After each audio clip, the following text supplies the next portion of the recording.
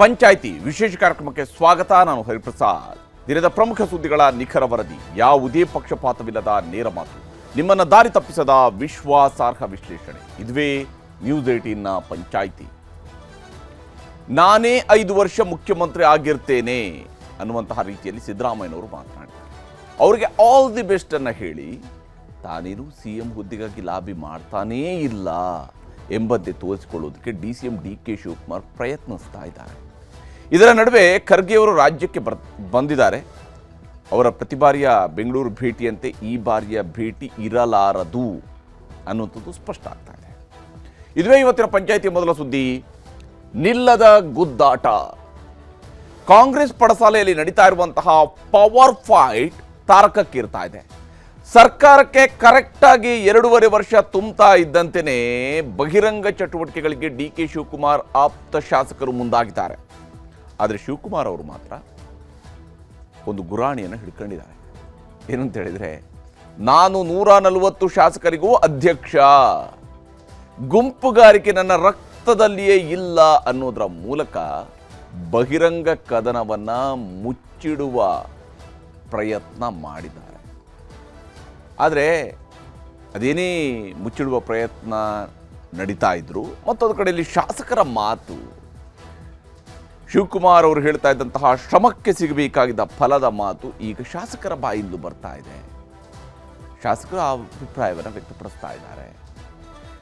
ಕೊಟ್ಟ ಮಾತಿನಂತೆ ನಡೆಯುವ ನಾಯಕ ಸಿದ್ದರಾಮಯ್ಯ, ಇದು DK ಸುರೇಶ್ ಅವರು ನಿನ್ನೆ ಹೇಳಿದಂತಹ ಮಾತು. ಹೌದು, ನಾನು ಕೊಟ್ಟ ಮಾತಿನಂತೆ ನಡ್ಕೊತೀನಿ, ಅದಕ್ಕಾಗಿಯೇ ಗ್ಯಾರಂಟಿ ಯೋಜನೆಗಳನ್ನು ಜಾರಿಗೊಳಿಸ್ತಾ ಇದ್ದೀನಿ. ಇದು ಸಿದ್ದರಾಮಯ್ಯನವರು ಇವತ್ತು ಹೇಳಿರುವಂತಹ ಮಾತು. ಅಂದರೆ ಕೊಟ್ಟ ಮಾತು ಮತ್ತು ಇಟ್ಟ ಗುರಿ ಎರಡು ಯಾವ್ಯಾವುದು ಅನ್ನೋದು ಸ್ಪಷ್ಟ ಆಗ್ತಾ ಇದೆ. ಯಾರ ಗುರಿ ಏನು ಅಂತ ಹೇಳಿ ಸಿದ್ದರಾಮಯ್ಯನವರ ಪ್ರಕಾರ ಮುಂದಿನ ಬಜೆಟ್ ಮಂಡಿಸೋರು ಅವರೇ. ಅಷ್ಟರ ಮಟ್ಟಿಗೆ ನಾವು ಅವರೇ ಮುಂದಿನ ಬಜೆಟ್ ಮಂಡಿಸೋದು ಹೌದು ಅಂತೇಳಿ, ಆದರೆ ಮುಂದಿನ ಫೆಬ್ರವರಿ ಅಂತ್ಯದವರೆಗೆ 2026 ಫೆಬ್ರವರಿ ಅಂತ್ಯ ಅಥವಾ ಮಾರ್ಚ್ ತಿಂಗಳ 14-15 ಈ ರೀತಿಯಲ್ಲಿ ಬಜೆಟ್ ಮಂಡನೆ ಆಗುತ್ತೆ. ಬಜೆಟ್ ಮಂಡನೆ ಆದಮೇಲೆ ಆ ಅಧಿವೇಶನ ಮುಗಿಯುತ್ತೆ. ಸೊ ಮಾರ್ಚ್ 31ರವರೆಗೆ ಕರ್ನಾಟಕದಲ್ಲಿ CM ಬದಲಾವಣೆ ಅನ್ನುವಂಥದ್ದನ್ನು ಮುಂದೂಡಿಕೆ ಮಾಡ್ದಂಗೆ ಆಗುತ್ತೆ. ಯಾವ ನವೆಂಬರ್ 20ರ ಮಾರನೇ ದಿವಸವೇ ಮುಖ್ಯಮಂತ್ರಿ ಆಗಬೇಕು ಎಂದು ಯೋಚನೆ ಮಾಡ್ತಾ ಇದ್ದಂತಹ ಶಿವಕುಮಾರ್ ಅವರ ಯೋಜನೆಗೆ ಸದ್ಯಕ್ಕೆ ತಾತ್ಕಾಲಿಕ ಮುಂದೂಡಿಕೆಯನ್ನು ಸಿದ್ದರಾಮಯ್ಯನವರೇ ಮಾಡ್ದಂಗಿದೆ. ಹೀಗಾಗಿ ಹೈಕಮಾಂಡ್ ಮೂಲಕ ಇನ್ನೆಷ್ಟದು ಮುಂದೂಡಿಕೆ ಆಗುತ್ತೆ, ಅದು ಇನ್ನೂ 2.5 ವರ್ಷಕ್ಕೂ ಮುಂದೂಡಿಕೆ ಆಗೋಗ್ಬಿಡುತ್ತಾ, ಈ ಅನುಮಾನಗಳು ಕೂಡ ದಟ್ಟವಾಗಿದ್ದಂಥದ್ದು. ಬಹಳಷ್ಟು ರಾಜಕೀಯ ನಡೀತಾ ಇದೆ, ಇಲ್ಲಿ ಬಹಳಷ್ಟು ಚಟುವಟಿಕೆಗಳು ನಡೀತಾ ಇದೆ, ಒಳಗೊಳಗೆ ಗುದ್ದಾಟ ಇದೆ. ಆ ಗುದ್ದಾಟದ ಶಬ್ದ ನಾನಾ ಸ್ವರೂಪಗಳಲ್ಲಿ ಹೊರಗಡೆ ಬರ್ತಾ ಇದೆ, ಬೇರೆ ಬೇರೆಯವರ ಮಾತಿನ ಮೂಲಕವಾಗಿ ಬರ್ತಾ ಇದೆ. ಇದರ ನಡುವೆ ಖರ್ಗೆ ಅವರ ಎಂಟ್ರಿಯೂ ಕೂಡ ಬಹಳ ಮುಖ್ಯ ಆಗಿರುವಂಥದ್ದು. ಏನೆಲ್ಲ ಚರ್ಚೆಗಳು ನಡೀತಿದ್ದಾವೆ, ಏನೆಲ್ಲ ಮಾತಿನೀಟುಗಳು ನಡೀತಿದ್ದಾವೆ ಅನ್ನೋದನ್ನು ನಿಮಗೆ ತೋರಿಸ್ತೀನಿ. ನಿಲ್ಲದ ಗುದ್ದಾಟ ಕುರ್ಚಿಗಾಗಿ ನಡೀತಾ ಇರುವಂತಹದ್ದು. ಹೀಗಾಗಿ ಭಾಳ ಸುದೀರ್ಘವಾಗಿ ನಡೀತಾ ಇರುವಂತಹ ಗುದ್ದಾಟ ಇದಾಗಿದೆ. ಅದರ ಬಗ್ಗೆ ನಾವು ಸಂಪೂರ್ಣವಾದಂಥ ವರದಿಯನ್ನು ನಿಮಗೆ ತೋರಿಸ್ತೀನಿ ಇವತ್ತಿನ ಪಂಚಾಯಿತಿಯ ಮೊದಲ ಸುದ್ದಿಯಲ್ಲಿ.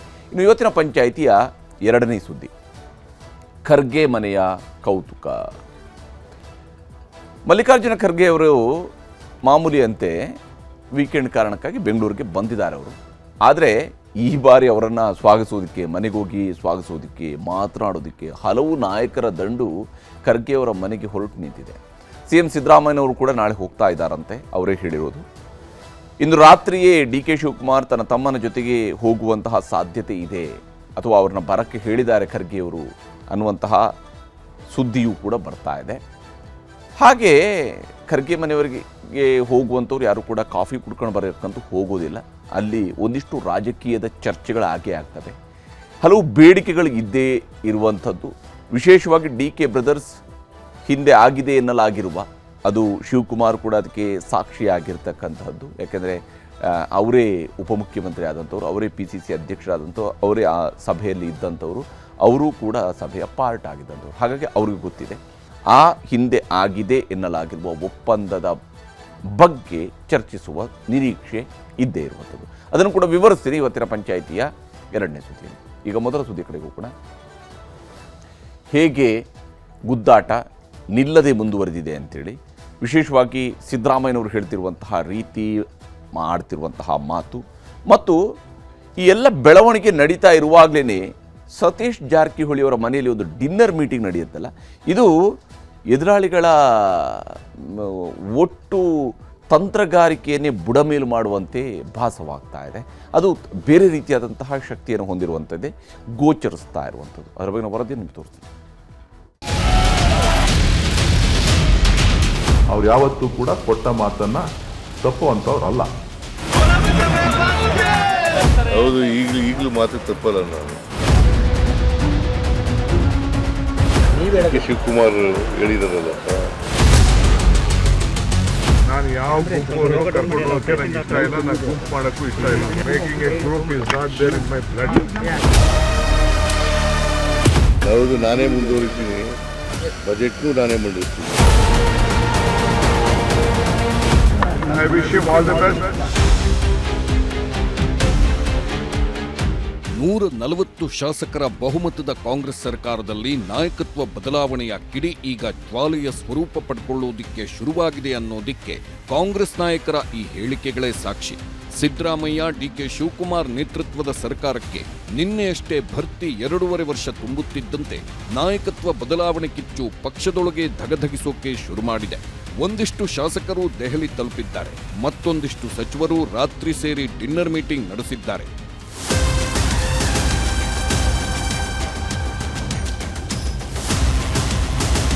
ಕಾಂಗ್ರೆಸ್ನಲ್ಲಿ 2.5 ವರ್ಷ ಅಧಿಕಾರ ಹಂಚಿಕೆ ಆಗಿದೆ ಎಂಬ ಮಾತು 2023ರ ಮೇ 20ರಂದು ಸಿದ್ದರಾಮಯ್ಯ ಅಧಿಕಾರ ಸ್ವೀಕರಿಸುತ್ತಿದ್ದಂತೆ ಸದಾಶಿವನಗರದಲ್ಲಿರುವ ಡಿಕೆ ಶಿವಕುಮಾರ್ ಮನೆ ಬಳಿಯಿಂದ ಅವರ ಬೆಂಬಲಿಗರು ಹೇಳೋದಿಕ್ಕೆ ಶುರು ಮಾಡಿದ್ದರು. ಅಂದು ಶುರುವಾದ ಅಧಿಕಾರ ಹಂಚಿಕೆಯ ಚರ್ಚೆ ಕಳೆದ 2.5 ವರ್ಷದಲ್ಲಿ ನಾನಾ ಸ್ವರೂಪಗಳಲ್ಲಿ ನಡೆಯುತ್ತಾ ಬಂದಿದೆ. ಆದರೆ ಕರೆಕ್ಟಾಗಿ 2.5 ವರ್ಷ ಸರ್ಕಾರಕ್ಕೆ ತುಂಬುತ್ತಿದ್ದಂತೆ ಬಂಡೆ ಬ್ರದರ್ಸ್ ಸದಾಶಿವನಗರದ ಮನೆಯಲ್ಲಿ ಕುಳಿತು ಗಂಭೀರ ಚರ್ಚೆ ನಡೆಸುತ್ತಿದ್ದರೆ ಅವರ ಬೆಂಬಲಿಗ ಶಾಸಕರು ದೆಹಲಿ ತಲುಪಿದ್ದರು. ಇನ್ನು ಕೆಲವರು ನಾಳೆ ಅಥವಾ ನಾಡಿದ್ದು ದೆಹಲಿಗೆ ಹೋಗೋಣ ಎಂಬ ಪ್ಲಾನ್ ಮಾಡ್ತಾ ಅವರವರ ಕ್ಷೇತ್ರಗಳಲ್ಲಿ ಓಡಾಡುತ್ತಿದ್ದಾರೆ. ಮತ್ತು ಶಿವಕುಮಾರ್ ಅವರು ಸಿಎಂ ಆಗಬೇಕು ಎಂಬ ವಿಚಾರದಲ್ಲಿ ಶಾಸಕರು ಶ್ರಮಕ್ಕೆ ಫಲ ಎಂಬ ಹೊಸವಾದ ಶುರುವಿಟ್ಟಿದ್ದಾರೆ. ಇಷ್ಟು ವರ್ಷ ನಿರಂತರವಾಗಿ ಕಾಂಗ್ರೆಸ್ ಪಕ್ಷದ ಸಂಘಟನೆಗೆ ಹೋರಾಟ ಮಾಡ್ಕೊಂಡು ಬಂದಿದ್ದಾರೆ. ಸೊ ಅವ್ರನ್ನ ಮಾಡೋಕ್ಕೆ ಅವರು ತಕ್ಕಂಥ ಪ್ರತಿಫಲನೂ ಕೂಡ ಒಂದು ಸಿಗಬೇಕು ಅನ್ನೋದು ನಂದು ಕೂಡ ವೈಯಕ್ತಿಕ. ಹೀಗೆ ಶಿವಕುಮಾರ್ ಬಣ ಶ್ರಮಕ್ಕೆ ಫಲ ಎಂದು ಡಿಸಿಎಂ ಡಿಕೆಶಿ ಆಗಾಗ್ಗೆ ಹೇಳುತ್ತಿರುವ ಮಾತನ್ನೇ ಅಸ್ತ್ರವಾಗಿ ಪ್ರಯೋಗಿಸೋದಿಕ್ಕೆ ಶುರು ಮಾಡಿದ್ದಾರೆ. ಆದರೆ ಕೈಯಲ್ಲಿರುವ ಅಧಿಕಾರವನ್ನ ಯಾರೋ ಕೇಳಿದ್ರು ಅಂತ ಏಕಾಏಕಿ ಬಿಟ್ಟುಕೊಡೋಕಾಗುತ್ತಾ? ಸಿಎಂ ಸಿದ್ದರಾಮಯ್ಯ ಒಂದು ಕಡೆಗೆ ಕುರ್ಚಿ ಉಳಿಸಿಕೊಳ್ಳಲು ಬಳಸಬಹುದಾದ ಎಲ್ಲ ಅಸ್ತ್ರ ಪ್ರಯೋಗಕ್ಕೆ ಸಿದ್ಧರಾಗಿಯೇ ನಿಂತಿದ್ದಾರೆ. ಆದರೆ ಕುರ್ಚಿ ಮೇಲೆ ಕಣ್ಣಿಟ್ಟಿರುವ ಡಿಕೆ ಶಿವಕುಮಾರ್ ಕೂಡ ಈಗ ಸುಮ್ಮನೆ ಬಿಟ್ರೆ ಕೆಟ್ಟೆ ಎಂಬ ರೀತಿಯಲ್ಲೇ ತನ್ನ ವ್ಯೂಹ ರಚಿಸುತ್ತಿದ್ದಾರೆ. ವರಿಷ್ಠರು ಮೌನವಾಗ್ತಿದ್ದಂತೆ ಆಪ್ತರ ಮೂಲಕ ಡಿಕೆ ಶಿವಕುಮಾರ್ ಒತ್ತಡ ಹಾಕಿಸೋ ತಂತ್ರಗಾರಿಕೆಯನ್ನ ಶುರು ಮಾಡಿದ್ದಾರೆ. ಆದರೆ ದೆಹಲಿಗೆ ಹೋಗಿ ವರಿಷ್ಠರನ್ನೇ ಭೇಟಿ ಮಾಡಿ ಈಗಾಗಲೇ ಖುದ್ದು ಮಾತುಕತೆ ನಡೆಸಿ ಸಿಎಂ ವಾಪಸ್ ಆಗಿದ್ದಾರೆ. ಒಕ್ಕಲಿಗ ನಾಯಕ ಹಳೆ ಮೈಸೂರಲ್ಲಿ ಸಮಸ್ಯೆ ಆಗುತ್ತೆ ಅನ್ನೋ ಅಸ್ತ್ರ ಪ್ರಯೋಗವನ್ನ ಡಿಕೆಶಿ ಟೀಮ್ ಮಾಡುತ್ತಾ ಇದೆ. ಆದ್ರೆ ಸಿದ್ದರಾಮಯ್ಯ ನಾನು ಅಹಿಂದ ನಾಯಕ, ನನ್ನ ಜೊತೆಗೆ ಅಹಿಂದ ವರ್ಗವಿದೆ ಅಂತ ಈಗಾಗಲೇ ಬತ್ತಳಿಕೆಯಿಂದ ಬ್ರಹ್ಮಾಸ್ತ್ರವನ್ನ ಪ್ರಯೋಗಿಸುತ್ತಿದ್ದಾರೆ.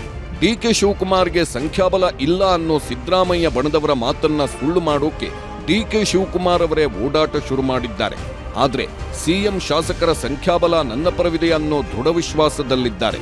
ಸಂಖ್ಯಾಬಲ ಹೆಚ್ಚಿಸಿಕೊಳ್ಳೋಕೆ ಡಿಕೆ ಶಿವಕುಮಾರ್ ಜೈಲಿನಲ್ಲಿರೋ ಶಾಸಕ ವಿನಯ್ ಕುಲಕರ್ಣಿ ಮತ್ತು ವೀರೇಂದ್ರ ಪಪ್ಪಿ ಅವರನ್ನು ಇವತ್ತು ಪರಪ್ಪನ ಅಗ್ರಹಾರ ಜೈಲಿಗೆ ಹೋಗಿ ಖುದ್ದು ಭೇಟಿಯಾಗಿ ಮಾತುಕತೆ ನಡೆಸಿ ಬಂದಿದ್ದಾರೆ. ಇನ್ನೊಂದು ಕಡೆ ಡಿಕೆ ಶಿವಕುಮಾರ್ ಬಣದಲ್ಲಿ ಯಾರ್ಯಾರು ಗುರುತಿಸಿಕೊಳ್ಳುತ್ತಿದ್ದಾರೆ ಅವರ ಮೇಲೆ ಸಿಎಂ ಆಪ್ತರು ಕಣ್ಣಿಟ್ಟು ಕಾಯುವ ಕೆಲಸನೂ ಒಳಗೊಳಗೆ ಶುರುವಾಗಿದೆ. ಇನ್ನು ಪಕ್ಷ ನಿಷ್ಠೆಯನ್ನೇ ಮುಂದಿಟ್ಟು ಡಿಕೆ ಶಿವಕುಮಾರ್ ವರಿಷ್ಠರಿಗೆ ಬೇಡಿಕೆ ಇಡೋ ಪ್ಲಾನ್ ಮಾಡಿದ್ರೆ ಸಿದ್ದರಾಮಯ್ಯನವರ ನಾಯಕತ್ವವೇ ಪಕ್ಷಕ್ಕೆ ದೊಡ್ಡ ಶಕ್ತಿ ಅಂತ ಮತ್ತೆ ವರಿಷ್ಠರಿಗೆ ಮನವರಿಕೆ ಮಾಡಿಸುವ ಕೆಲಸವನ್ನು ಸಿಎಂ ಆ್ಯಂಡ್ ಟೀಮ್ ಶುರು ಮಾಡಿದೆ ಅನ್ನೋದು ಚರ್ಚೆ ಆಗ್ತಿದೆ. ಹೀಗೆ ಕೆಲವು ಶಾಸಕರು ದೆಹಲಿಗೆ ಹೋಗುತ್ತಿದ್ದಂತೆ ಕೆಪಿಸಿಸಿ ಅಧ್ಯಕ್ಷರಾಗಿರುವ ಡಿಕೆ ಶಿವಕುಮಾರ್ ಅವರಿಗೆ ಜೈಲಲ್ಲಿ ಕುಳಿತಿರುವ ಕಾಂಗ್ರೆಸ್ ಶಾಸಕರು ನೆನಪಾಗಿದ್ದು ನಿಜಕ್ಕೂ ವಿಶೇಷ. ಬೇರೆ ಬೇರೆ ಕೇಸ್ಗಳಲ್ಲಿ ಜೈಲಿಗೆ ಹೋಗಿರುವ ಶಾಸಕರನ್ನ ಜೈಲಲ್ಲೇ ಭೇಟಿಯಾಗಿ ಬಂದಿದ್ದಾರೆ ರಾಜ್ಯದ ಉಪಮುಖ್ಯಮಂತ್ರಿ. ಇದು ಅಗತ್ಯ ಬಿದ್ದಾಗ ನೆರವಿಗೆ ನಿಲ್ಲಿ ಎಂಬ ಸಂದೇಶ ರವಾನೆಯ ಭಾಗ ಎನ್ನುವುದು ರಾಜಕೀಯವಾಗಿ ನಡೆಯುತ್ತಿರುವ ಚರ್ಚೆ. ಹೀಗೆ ಡಿಸಿಎಂ ಇವತ್ತು ಸಂಜೆ ಜೈಲಿನ ಕಡೆಗೆ ಹೋದ್ರೆ ಬೆಳಿಗ್ಗೆಯೇ ಸಿಎಂ ಸಿದ್ದರಾಮಯ್ಯ ಮೈಸೂರು ಪ್ರವಾಸಕ್ಕೆ ತೆರಳಿದ್ದರು. ತವರು ನೆಲದಲ್ಲಿ ನಿಂತು ನಾನೇ ಮುಖ್ಯಮಂತ್ರಿಯಾಗಿ ಮುಂದುವರಿಯುತ್ತೀನಿ, ನಾನೇ ಮುಂದಿನ ಬಜೆಟ್ ಕೂಡ ಮಂಡನೆ ಮಾಡ್ತೀನಿ ಎಂದಿದ್ದಾರೆ. ನಾನಾದ್ರೂ ಅಷ್ಟೇ, ಡಿಕೆ ಶಿವಕುಮಾರ್ ಆದ್ರೂ ಅಷ್ಟೇ, ಹೈಕಮಾಂಡ್ ಹೇಳಿದಂತೆ ಕೇಳಬೇಕು, ಕೇಳ್ತೀವಿ ಅಂದ್ರು. ಮುಖ್ಯಮಂತ್ರಿ ಸಿದ್ದರಾಮಯ್ಯನವರ ಒಂದೊಂದು ಮಾತಿಗೂ ಡಿಕೆ ಶಿವಕುಮಾರ್ ಪ್ರತಿಕ್ರಿಯೆ ಕೊಡೋದನ್ನ ಮರೆಯಲಿಲ್ಲ. ಹೈಕಮಾಂಡ್ನವರು ತೀರ್ಮಾನ ಮಾಡೋದು, ಲೀಡರ್ಶಿಪ್ ಚೇಂಜ್ ಮಾಡೋದಾಗಲಿ, ಸರ್ಕಾರ ರಚನೆ ಮಾಡಿ ರೀಶಫಲ್ ಮಾಡೋದಾಗಲಿ ಯಾರು ತೀರ್ಮಾನ ಮಾಡೋದು? ಹೈಕಮಾಂಡ್ನವ್ರು ಮಾತಾಡಿದಾರ? ಏನು ಮಾಡೋಕ್ಕಾಗಲ್ಲ. ಈಗ ಕೆಲವರು ಹಿಂದೇನು ಮಾತಾಡ್ತಿದ್ರು, ಈಗಲೂ ಹೋಗಿದ್ದಾರೆ. ಅಂತಿಮವಾಗಿ ಹೈಕಮಾಂಡು ಏನು ತೀರ್ಮಾನ ಮಾಡ್ತದೆ ಅದನ್ನು ನಾನು ಕೇಳಬೇಕು, ಡಿಕೆ ಶಿವಕುಮಾರ್ ಕೇಳಬೇಕು, ಎಲ್ಲರೂ ಕೇಳಬೇಕು. Honorable Chief Minister decided they will reshuffle the government. He will reshuffle the government and cabinet. So all of them are interested that they wanted to become ministers. It is quite natural they will go and meet the leaders of the Delhi. It is quite natural they will go out of the Delhi to meet leaders in the Delhi. Apart from that, what I can say, they have every right. I have not taken anyone. Some of them went and met Kharge Sahab. Along with Chief Minister also they met. They went in the plane, some of them. What is wrong? They are going, it is their life. ಹೌದು, ನಾನೇ ಮುಂದುವರಿತೀನಿ, ಬಜೆಟ್ನು ನಾನೇ ಮಂಡಿಸ್ತೀನಿ. Honorable Chief Minister is there. He said that he will come to complete 5 years. I wish him all the best. We will all. ಅದಕ್ಕೆ high command ಏನು ತೀರ್ಮಾನ ಮಾಡ್ತದೆ ಅದು ಎಲ್ಲರೂ ಕೂಡ ಭದ್ರಾಗಬೇಕು. ಶಾಸಕರು ಭದ್ರಾಗಬೇಕು, ಮಂತ್ರಿಗಳು ಭದ್ರಾಗಬೇಕು, ನಾನು ಭದ್ರಾಗಬೇಕು, ಡೆಪ್ಟಿ ಚೀಫ್. ಹೈಕಮಾಂಡ್ ಏನು ಹೇಳ್ತದೆ ಅದೇ. ನಮ್ಮ ಚೀಫ್ ಮಿನಿಸ್ಟರು ಯಾವಾಗಲೂ ಕೂಡ ಅವ್ರದ್ದು ವಿಚಾರಧಾರೆನ ಹೇಳಿದ್ದಾರೆ. ನಾನು ಅದ್ರ ಬಗ್ಗೆ ನಾನೇನು ಮಾತಾಡಕ್ಕೆ ಹೋಗುದಿಲ್ಲ. ಅವರು ಹೇಳಿದ್ದಾರೆ, ನಾನು ಉಂಟು, ಹೈಕಮಾಂಡ್ ಉಂಟು. ಹೈಕಮಾಂಡ್ ಏನು ಹೇಳ್ತಾರೋ ಕೇಳ್ತೀವಿ ಅಂತ ನಾನು ಮಾಡಿದ್ದೀನಿ, ಅವರು ಹೇಳ್ತೀವಿ. ಅದಕ್ಕೆ ನಾವೆಲ್ಲರೂ ಭದ್ರಾಗಿದ್ದೀವಿ. ಡಿಕೆ ಶಿವಕುಮಾರ್ ಸಿದ್ದರಾಮಯ್ಯನವರ ಪ್ರತಿ ಮಾತಿಗೂ ಉತ್ತರ ಕೊಟ್ಟು ಓಡಾಟ ಶುರು ಮಾಡಿದ್ದಾರೆ. ಇನ್ನೊಂದು ಕಡೆ ಮೈಸೂರಿನಲ್ಲಿ ಇವತ್ತು ಕನ್ನಡ ರಾಜ್ಯೋತ್ಸವ ಪ್ರಯುಕ್ತ ನಡೆದ ದೇವರಾಜ ಅರಸು LG ಹಾವನೂರು ಪ್ರಶಸ್ತಿ ಸಮಾರಂಭದಲ್ಲಿ ಸಿಎಂ ಭಾಷಣ ಮಾಡ್ತಾ ನನ್ನ ಅಧಿಕಾರ ಅಷ್ಟು ಸುಲಭವಾಗಿ ಹೋಗಲ್ಲ ಅಂತ ಪರೋಕ್ಷವಾಗಿ ಹೇಳಿದ್ರು. ನಾನು 100 ವರ್ಷ ಬದುಕಿರ್ತೀನಿ ಎಂದು ಸಿಎಂ ವಿಶ್ವಾಸ ವ್ಯಕ್ತಪಡಿಸುತ್ತಿದ್ದಾಗಲೇ ನೀವೇ 5 ವರ್ಷ ಸಿಎಂ ಆಗಿರಬೇಕು ಅಂತ ಸಮಾವೇಶದಿಂದ ಕೂಗುಗಳು ಕೇಳಿಬಂದವು. ಅದಕ್ಕೆ ದಾಖಲೆ ಮುರಿರಿ ಅಂತ ಹೇಳ್ತಾ ಇರೋದು ಸಾಹೇಬ್ರೆ ನಿಮ್ಗೆ. ಅದಕ್ಕೆ ದಾಖಲೆ ಮುರಿರಿ ಅಂತ ಹೇಳ್ತಾ ಇರೋದು. 5 ವರ್ಷ ಸಿಎಂ ಆಗಬೇಕು ಅಂತಾರಲ್ಲ. ಎಲ್ಲರ ಆಸೆ, ಜನಗಳ ಒತ್ತಾಯ ಇದು, ಜನಗಳ ಒತ್ತಾಯ ಇದು.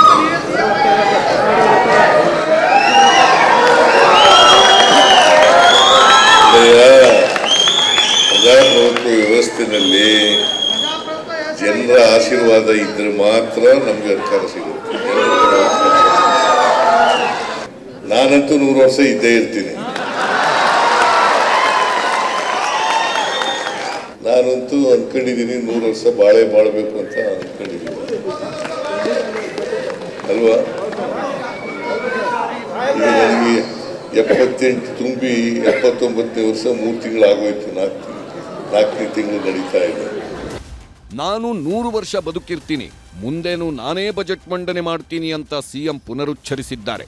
ಆದರೆ ಡಿಕೆ ಶಿವಕುಮಾರ್ ಅವರ ಬೆಂಬಲಿಗರು, ಸಿದ್ದರಾಮಯ್ಯನವರು ಕಾಂಗ್ರೆಸ್ ಪಕ್ಷದ ನಾಯಕರು ಅವರು ಚೆನ್ನಾಗಿರಬೇಕು, ಹಾಗೆ ಕೊಟ್ಟ ಮಾತನ್ನು ಉಳಿಸಿಕೊಳ್ಳಬೇಕು ಅಂತ ಹೇಳುವ ಮೂಲಕ ಡಿಕೆ ಶಿವಕುಮಾರ್ ಅವರಿಗೂ ಅಧಿಕಾರ ಬಿಟ್ಟುಕೊಡಬೇಕು ಎಂಬ ಆಸೆ ವ್ಯಕ್ತಪಡಿಸುತ್ತಿದ್ದಾರೆ. ದೆಹಲಿಯಲ್ಲಿ ಡಿಕೆ ಆಪ್ತರ ದಂಡು, ಸುರ್ಜೇವಾಲಾ ವೇಣುಗೋಪಾಲ್ ಭೇಟಿಗೆ ಯತ್ನ. ಒಂದು ಕಡೆ ರಾಜ್ಯದಲ್ಲಿ ಸಿಎಂ ಡಿಸಿಎಂ ಅವರ ಒಗಟಿನ ಮಾತುಗಳು ಸದ್ದು ಮಾಡುತ್ತಿದ್ದರೆ, ಮತ್ತೊಂದೆಡೆ ಕಾಂಗ್ರೆಸ್ ಕೆಲ ಶಾಸಕರ ದಂಡು ದೆಹಲಿಯಲ್ಲಿ ಬೀಡು ಬಿಟ್ಟಿದೆ. ನಿನ್ನೆ ಮೊನ್ನೆಯಿಂದ ದೆಹಲಿಯಲ್ಲಿರುವ ಡಿಕೆ ಆಪ್ತರ ಬಳಗದೊಂದಿಗೆ ಹೊಸಕೋಟೆ ಶಾಸಕ ಶರತ್ ಬಚ್ಚೇಗೌಡ, ಚಿಕ್ಕಮಗಳೂರು ಶಾಸಕ ತಮ್ಮಣ್ಣ ಸೇರ್ಕೊಂಡಿದ್ದಾರೆ. ಹೈಕಮಾಂಡ್ ನಾಯಕರ ಭೇಟಿಗೆ ಪ್ರಯತ್ನಿಸುತ್ತಿದ್ದು ಸಮಯಾವಕಾಶಕ್ಕೆ ಕಾದು ಕೂತಿದ್ದಾರೆ. ಇದರ ಮಧ್ಯೆಯೇ ಇನ್ನಷ್ಟು ಶಾಸಕರಿಂದ ದಿಲ್ಲಿಗೆ ಹೋಗಲು ತಯಾರಿ ನಡೆದಿದೆ. ಕಾಂಗ್ರೆಸ್ ಒಂದು ಶಿಸ್ತಿನ ಪಕ್ಷ. ಸೊ ಆ ನಿಟ್ಟಿನಲ್ಲಿ ಇವತ್ತು ಮಾನ್ಯ ಖರ್ಗೆ ಸಾಹೇಬರು ಮತ್ತು ಸೋನಿಯಾ ಗಾಂಧಿಯವರು, ರಾಹುಲ್ ಗಾಂಧಿಯವರು ಒಂದು ಒಳ್ಳೆಯ ತೀರ್ಮಾನವನ್ನು ತಗೊಳ್ತಾರೆ. ಸೂಕ್ತ ಸಮಯದಲ್ಲಿ ಅವರು ಒಂದು ಅವಕಾಶ ಡಿಕೆ ಶಿವಕುಮಾರ್ ಅವರಿಗೆ ಈ ರಾಜ್ಯದ ಮುಖ್ಯಮಂತ್ರಿಯಾಗಿ ಮಾಡ್ತಾರೆ ಅನ್ನೋ ಭರವಸೆ ನಮ್ಮ ಎಲ್ಲ ಕಾರ್ಯಕರ್ತರಿಗೆ, ಮುಖಂಡರುಗಳಿಗೆ, ಶಾಸಕರಿಗೆ ಇದೆ ಅಂತ ಹೇಳಕ್ ಬಯಸ್ತೇನೆ. ಅವರ ಒಂದು ಏನು ಇಷ್ಟು ವರ್ಷ ನಿರಂತರವಾಗಿ ಕಾಂಗ್ರೆಸ್ ಪಕ್ಷದ ಸಂಘಟನೆಗೆ ಹೋರಾಟ ಮಾಡ್ಕೊಂಡು ಬಂದಿದ್ದಾರೆ. ಸೊ ಅವ್ರಿಗೆ ಮಾಡೋಕ್ಕೆ ಅವರು ತಕ್ಕಂಥ ಪ್ರತಿಫಲನೂ ಕೂಡ ಒಂದು ಸಿಗಬೇಕು ಅನ್ನೋದು ನಂದು ಕೂಡ ವೈಯಕ್ತಿಕ ಆಸೆ ಇದೆ. ನನಗೆ ನನ್ನ ಮಟ್ಟಕ್ಕೆ ಮಂತ್ರಿ ಆಗಬೇಕು ಅಂತ ಆಸೆ ಇದೆ. ಆಸೆಗಳು ಇರಬಾರ್ದು ಅಂತ ಅಂದರೆ ನಾವೇನು ಮಾಡಲಿಕ್ಕೆ ಕೆಲಸ ಮಾಡಲಿಕ್ಕೆ ಇದು ಸಿಗೋದಿಲ್ಲ, ಶಕ್ತಿ ಸಿಗೋದಿಲ್ಲ. ಅದು ಅವ್ರ ಹಕ್ಕು. ಕೇಳ್ತಾ ಇದ್ದಾರೆ, ದುಡಿದಿದ್ದಾರೆ ಪಕ್ಷಕ್ಕೋಸ್ಕರ. ಭಾಳಷ್ಟು ವರ್ಷ ಅದು ಸುಮಾರು ಪಕ್ಷ ಅಧಿಕಾರಕ್ಕೆ ಬರಲಿಕ್ಕೆ ಸನ್ಮಾನ್ಯ ಸಿದ್ದರಾಮಯ್ಯ ಇದ್ದಾಗ ಪ್ರತಿ ಹೆಜ್ಜೆ ಇಟ್ಟು ದುಡಿದಿದ್ದಾರೆ. ಅದ್ರಲ್ಲಿ ಕೇಳೋದು ತಪ್ಪೇನು, ಪಕ್ಷದ ಹೈಕಮಾಂಡ್ ಇದೆ ತೀರ್ಮಾನ ಮಾಡ್ತಾರೆ. ನಾವು ಯಾವಾಗಲೂ ಹೈಕಮಾಂಡ್ ಜೊತೆ, ಹೈಕಮಾಂಡ್ ಏನು ನಿರ್ಧಾರ ಮಾಡ್ತಾರೆ ಅದ್ರ ಪ್ರಕಾರ ಇರ್ತೀವಿ ನಾವು. ಇದು ಸೀನಿಯರ್ ಲೀಡರ್ ಪಕ್ಷದ ಬಗ್ಗೆ ಅವ್ರಿಗೆ ಅಭಿಮಾನ ಇದೆ. ಇದೇ ಯಾರು ಸಿದ್ದರಾಮಯ್ಯನವರು ಮಾಡೋಂಗಿಲ್ಲ, ಡಿ ಕೆ ಶಿವಕುಮಾರ್ ಮಾಡೋಂಗಿಲ್ಲ. ಶಿವಕುಮಾರ್ ಅವರು ಸಿಎಂ ಆಗಬೇಕು ಅನ್ನೋ ನಮ್ಮ ಪಕ್ಷದ ಮುಖಂಡರಲ್ವಾ, ಈ ಎಲ್ಲವನ್ನ ಸೂಕ್ತ ಕಾಲದಲ್ಲಿ ಜವಾಬ್ದಾರಿಯುತವಾಗಿ ನಮ್ಮ ಪಕ್ಷ ತೀರ್ಮಾನ ತಗೊಂಡಿದೆ. ಹೀಗೆ ಒಬ್ಬೊಬ್ಬ ಶಾಸಕರು ಒಂದೊಂದು ಅರ್ಥದಲ್ಲಿ ಡಿಸಿಎಂ ಪರವಾಗಿ ಅಭಿಪ್ರಾಯ ವ್ಯಕ್ತಪಡಿಸುತ್ತಿದ್ದಾರೆ.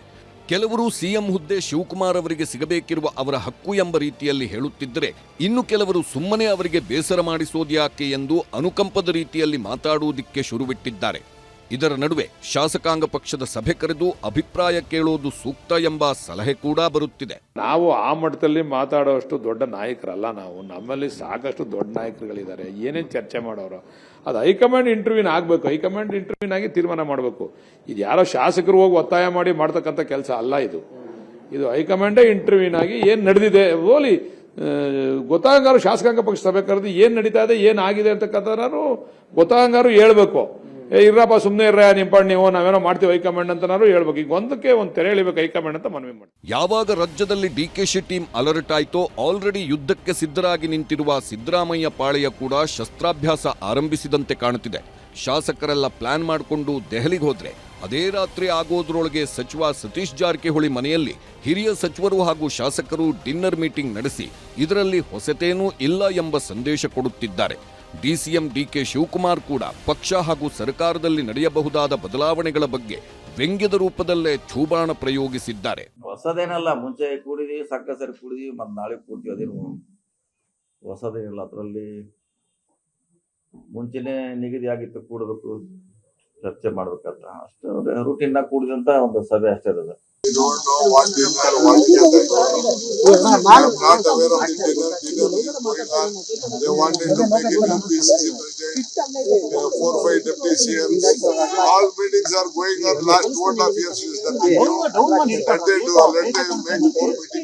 ಇದರ ನಡುವೆ ಎಐಸಿಸಿ ಅಧ್ಯಕ್ಷ ಮಲ್ಲಿಕಾರ್ಜುನ್ ಖರ್ಗೆ ರಾತ್ರಿಯೇ ಬೆಂಗಳೂರಿಗೆ ಬಂದಿದ್ದಾರೆ.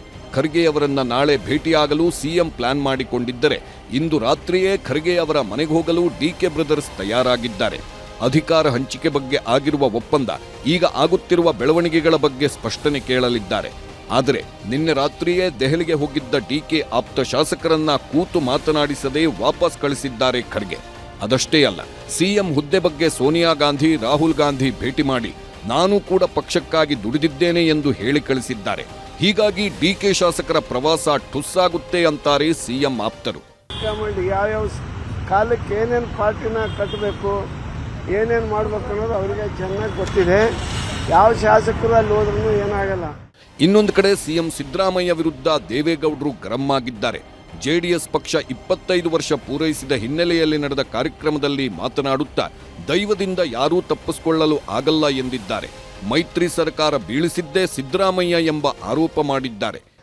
ದುರಂತ ಏನಂದ್ರೆ ಅವರು ಸರ್ಕಾರ ತೆಗೆದಿದ್ದು ಇವತ್ತು ಯಾರು ಮಹಾನುಭಾವ ಮುಖ್ಯಮಂತ್ರಿ ಆಗಿದ್ದಾರೋ ಅವರೇ ಅವತ್ತವರು ಸರ್ಕಾರ ತೆಗೆದಿದ್ದು 18 ಜನ ಡೆಲ್ಲಿ ಕಳಿಸಿದ್ರು.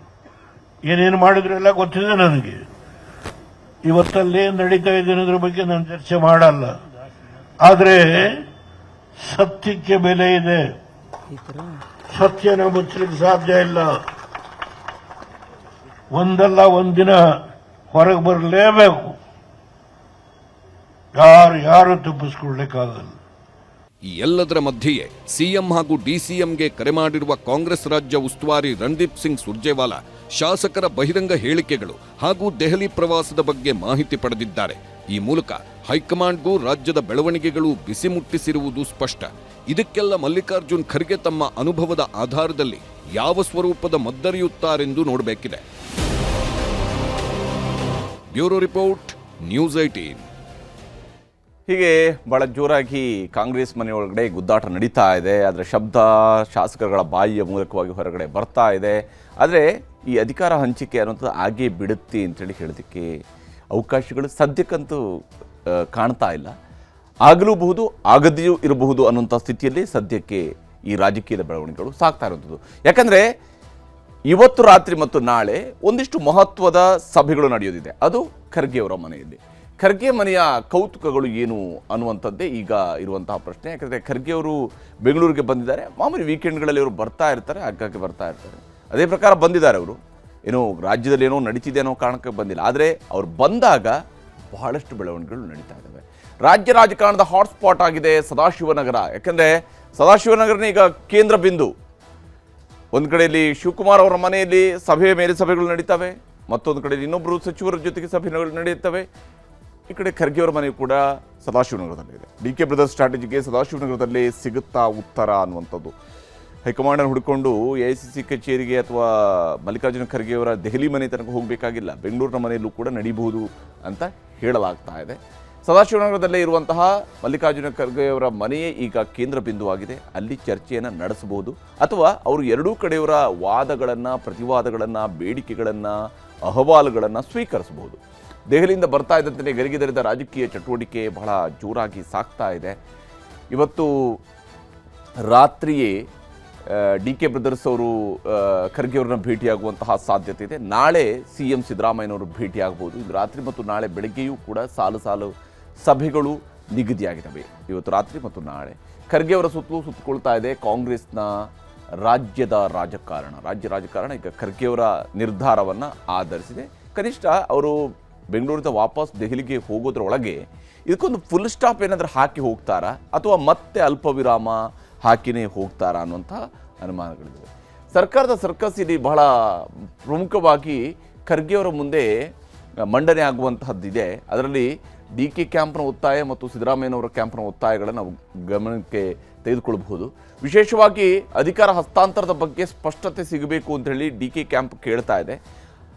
ಸಿದ್ದರಾಮಯ್ಯನವರು ಕೂಡ ಅದನ್ನೇ ಹೇಳ್ತಾ ಇದ್ದಾರೆ, ಆದಷ್ಟು ಬೇಗನೆ ಗೊಂದಲಗಳಿಗೆ ತೆರೆ ಎಳಿಬೇಕು, ನನ್ನನ್ನೇ ಮುಖ್ಯಮಂತ್ರಿಯಾಗಿ ಕಂಟಿನ್ಯೂ ಮಾಡಬೇಕು ಅಂತ ಹೇಳಿ.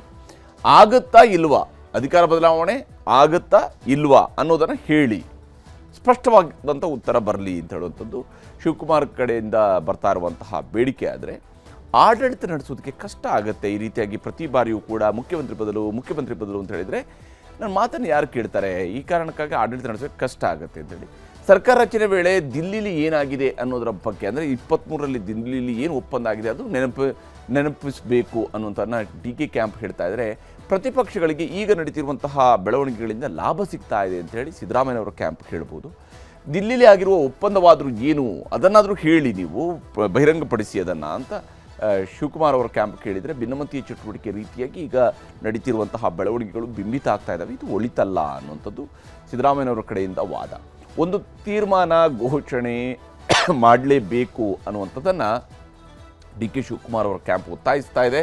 ಸಿದ್ದರಾಮಯ್ಯನವರ ಕ್ಯಾಂಪ್ ಈಗ ನಡೀತಾ ಇರುವಂತಹ ಬೆಳವಣಿಗೆಗಳಿಗೆ ಬ್ರೇಕ್ ಬೀಳದೇ ಇದ್ದರೆ ಪಕ್ಷಕ್ಕೆ ನಷ್ಟ ಆಗುವ ಸಾಧ್ಯತೆ ಇದೆ ಅನ್ನುವಂಥದ್ದನ್ನು ಹೇಳ್ತಾ ಇದ್ದಾರೆ. ಶಿವಕುಮಾರ್ ಅವರ ಕ್ಯಾಂಪ್ಗೂ ಕೂಡ ಈ ಗೊಂದಲಗಳಿಗೆ ಆದಷ್ಟು ಬೇಗನೆ ತೆರೆ ಎಳಿಬೇಕು, ತಮ್ಮನ್ನು ಮುಖ್ಯಮಂತ್ರಿ ಮಾಡಬೇಕು ಅನ್ನುವಂತಹ ಆಸೆ ಇದೆ. ಹಾಗಾಗಿ ಗೊಂದಲಗಳಿಗೆ ಆದಷ್ಟು ಬೇಗ ತೆರೆ ಎಳಿಬೇಕು ಅಂತೇಳಿ ಅವರು ಕೇಳ್ತಾ ಇದ್ದಾರೆ. ಈ ಕಡೆ ಸಿದ್ದರಾಮಯ್ಯನವರ ಬಣದವರು ಸಿದ್ದರಾಮಯ್ಯನವರ ಪೂರ್ಣಾವಧಿ CM ಅನ್ನುವಂತಹ ಸಂದೇಶ ಆದಷ್ಟು ಬೇಗ ರವಾನೆ ಆಗಬೇಕು. ಇನ್ನೂ 2.5 ವರ್ಷ ಸಿದ್ದರಾಮಯ್ಯನವರು ಇರ್ತಾರೆ ಅಂದರೆ ಎಲ್ಲರೂ ಸೇಫ್, ಆಲ್ ಆರ್ ಸೇಫ್ ಅನ್ನುವಂಥ ರೀತಿಯಲ್ಲಿ ಅವರಿದ್ದಾರೆ. ಇನ್ನು ಅಭಿವೃದ್ಧಿ ಕೆಲಸಗಳು ಆಗದೆ ಜನರಿಂದ ಶಾಪ ಎದುರಿಸಬೇಕಾಗತ್ತೆ ಈ ರೀತಿಯಂಥ ಗೊಂದಲಗಳಿಂದ ಅಂತೇಳಿ ಶಿವಕುಮಾರ್ ಕ್ಯಾಂಪ್ ಹೇಳ್ತಾ ಇದ್ದರೆ, ಭಿನ್ನ ಚಟುವಟಿಕೆಗಳಿಗೆ ಬ್ರೇಕ್ ಹಾಕುವಂಥದ್ದು ಸೂಕ್ತ ಅನ್ನೋದು ಸಿದ್ದರಾಮಯ್ಯನವರ ಕ್ಯಾಂಪ್ ಹೇಳ್ತಾ ಇದೆ ಅಥವಾ ಹೇಳೋದಕ್ಕೆ ತಯಾರಿಯನ್ನು ಮಾಡ್ಕೊಂಡಿದೆ. ಇದೆಲ್ಲವೂ ಕೂಡ ಖರ್ಗೆಯವರಿಗೆ ಗೊತ್ತಿರುವ ವಿಚಾರವೇ, ಆದರೆ ಇದನ್ನು ಅವರು ಹೇಗೆ ಪರಿಶೀಲಿಸ್ತಾರೆ ಅನ್ನೋಂಥದ್ದು ಬಹಳ ಮುಖ್ಯ ಆಗಿರುವಂಥದ್ದು. ಇದಾಗಿತ್ತು ಇವತ್ತರ ಪಂಚಾಯಿತಿ. ನಮಸ್ಕಾರ.